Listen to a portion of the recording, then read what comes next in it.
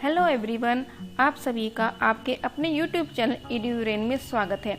मैं डॉक्टर अपर्णा चौहान आज आपको इतिहास विषय से संबंधित भारत की सबसे प्राचीन सभ्यता सिंधु घाटी सभ्यता के आभूषण के बारे में जानकारी दूंगी, जो इतिहास विषय के विद्यार्थियों तथा प्रतियोगिता परीक्षा की तैयारी कर रहे सभी के लिए बहुत उपयोगी है। इसलिए आप वीडियो को अंत तक जरूर देखें।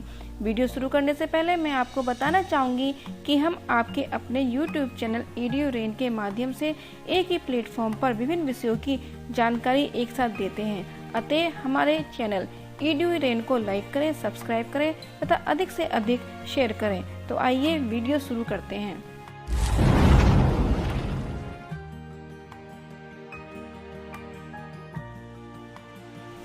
सिंधु घाटी सभ्यता में स्त्री और पुरुष दोनों ही आभूषण पहनते थे तथा आभूषणों में सोने चांदी का बहुलता से प्रयोग होता था। मेखला सामान्य आभूषण था।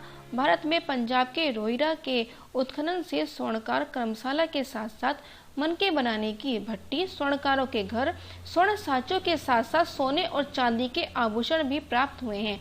लोथल, हड़प्पा, कालीबंगा, धोलावीरा, मांडी और राखीगढ़ी से भी सोने, चांदी और कार्नेलियन के मनके मिले हैं। राखीगढ़ी के स्वर्ण आभूषणों में स्वर्ण पट्टिका और शीर्ष आभूषण, बाजूबंद और मनके हैं। राखीगढ़ी से चांदी की 4 चूड़ियां भी प्राप्त हुई हैं। धोलावीरा से प्राप्त स्वर्ण आभूषणों में कर्ण आभूषण, मनके और छोटे पिन के आकार के आभूषण हैं।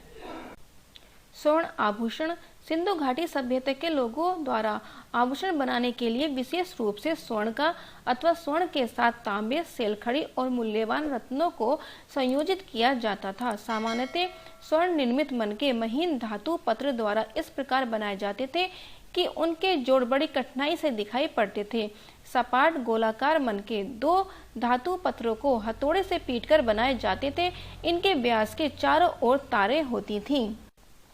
हड़प्पा के सुनार जटिल और साधारण दोनों ही तकनीकों का प्रयोग करते थे। मोहनजोदड़ो से एक 6 लड़ियों का स्वर्ण आभूषण मिला है, जिसमें मटर जैसे दाने, दोनों सिरों पर टोले, अर्धचंदक, बीच में छिद्र युक्त चौकोर पत्तियां हैं। इसे मटरमाला माना गया है।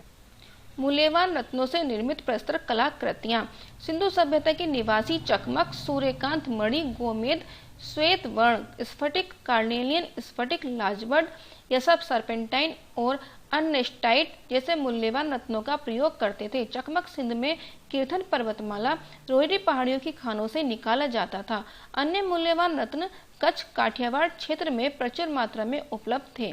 सिंधु निवासियों को स्पर्शते पत्थरों और उनकी विशेष प्रकृति से संबंधित अच्छा ज्ञान था।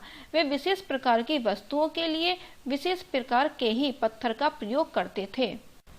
सिंधु निवासियों की मनके तैयार करने की तकनीक लगभग आज की तकनीक जैसी ही है।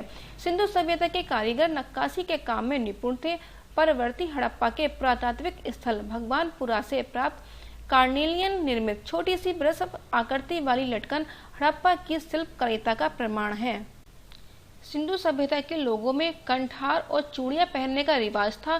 चूड़ियां पक्की मिट्टी, फेंस, सीप और ताम्र से निर्मित होती थीं। मूल्यवान सामग्री से निर्मित चूड़ियां अथवा ऐसी चूड़ियां जिनके निर्माण में काफी समय और संसाधनों का प्रयोग होता था, संभवतः विशेष सामाजिक स्तर की परिचायिका थीं।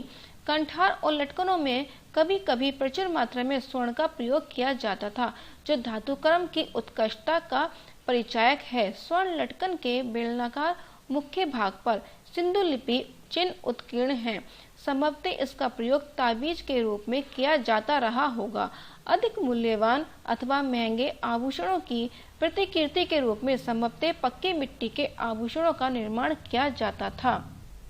बर्मा स्फटिक परिवार के कठोर काले पत्थर से निर्मित बेलनाकार बर्मा पतले और लंबे भेदन दंड से प्रयुक्त है, जिसके अग्रभाग पर कटोरा और लकड़ी की मूठ का मोटा गोलाकार आधार है। बर्मे का लंबा दंड इस ओर संकेत करता है कि इसका प्रयोग लंबे बेलनाकार मनकों में छिद्र करने के लिए किया जाता था।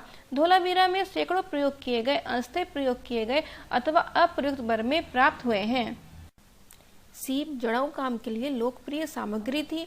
सिंधु सभ्यता में प्रचलित सीप विशिष्ट प्रकार के थे, प्रतिच्छेदी व्रत और हृदय तथा इस जड़ाऊ काम के लिए प्रयोग में लाई जाने वाली समुद्री सीप अरब सागर से लाई जाती थी। इसे संभवतः बहुत मूल्यवान समझा जाता था। कुछ आभूषणों को जहां शरीर को सजाने संवारने के लिए डिजाइन किया जाता था, वहीं जड़ाऊ पिन जैसे कुछ आभूषण संभवतः हड्डी निर्मित सुइयों द्वारा कपड़ों के साथ सिल दिए जाते थे। अपने शरीर को कपड़ों एवं गहनों से सजाने के अतिरिक्त लोग कंघी से पिन लगाकर अथवा बांधकर अपने केसों का श्रृंगार करते थे। जीवन में और संपन्नता आ जाने से वे अपनी वस्तुओं पर मोहर लगाकर अपनी निजी अथवा सामूहिक चेतना और शक्ति का भी प्रदर्शन करने लगे थे।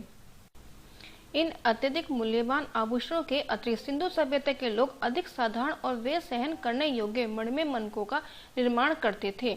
कब्रों में मृत व्यक्तियों के साथ आभूषण मिले हैं। अनेक चूड़ियों और पाजेबों में एक अथवा उससे अधिक मनके लगे हुए हैं। आभूषणों में बहुधा एक से अधिक बड़ी लटकन सदृश पत्थर भी हैं। मनके मूल्यवान रत्नों अथवा फिरोजा, लाजवंत, कार्नेलियन और सिलखड़ी जैसे अन्य पत्थरों, पशु अस्थि और फारस की खाड़ी से लाई गई सीप से निर्मित होते थे। कुछ चूड़ियां ताम्र निर्मित हैं। कब्रों से प्राप्त आभूषण इस बात का सूचक है कि जनसाधारण अपने जीवन काल में और साथ ही मृतकों को सजाने संवारने के लिए भी आभूषणों का प्रयोग किया जाता था। दोस्तों, इतिहास विषय से संबंधित अधिक जानकारी के लिए आप हमारे ब्लॉग पूरा संपदा पर विजिट करें, जो बिल्कुल फ्री है, जिसका लिंक मैंने डिस्क्रिप्शन बॉक्स में दे दिया है। धन्यवाद।